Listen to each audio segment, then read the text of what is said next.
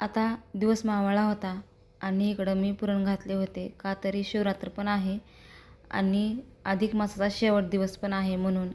आता इकडं जनावराला वैरण आणले होते, का त्याचं 2 दिवस झालं जनावराला वैरणच नव्हती, त्याच्यामुळे आहोने जाऊन वैरण आणली होती. आता इकडे दोघंजण काढत होते, तोपर्यंत गुन्ह्याची धडपड कशी चालू होती बघा वैरण खाण्यासाठी, का तर दिवसभर जनावराला काहीच नव्हतं. आता इकडं माझ्या मुलीला पुरण वाटण्यासाठी दिले होते आणि तिला वाटत होती पुरण, तोपर्यंत इकडं मी आमटीला फोडणी दिले होते आणि पीठही मळलं होतं आणि भातही पण झाला होता. आता मला करायचे होते धोंडे आणि पोळ्या. आता इकडं मस्तपैकी असे धोंडे करून घेतले होते. आता हे गायला निवड दाखवायचं होतं मला, 33 धोंडे करून गायला द्यायचं होतं म्हणून उकडून घ्यायचे होते मला. आता धोंडे झाल्यावर मी पाणीचं पातेलं ठेवलं इकडं उकडण्यासाठी धोंडे. आता मस्तपैकी असे उकडून घेते. तोपर्यंत आज शिवरात्र असल्यामुळे माझ्या रानूला म्हणलं माझ्या मुलीला की तू शिवलिंगची थोडी पूजा करून घे, तोपर्यंत धोंडे उकडतील.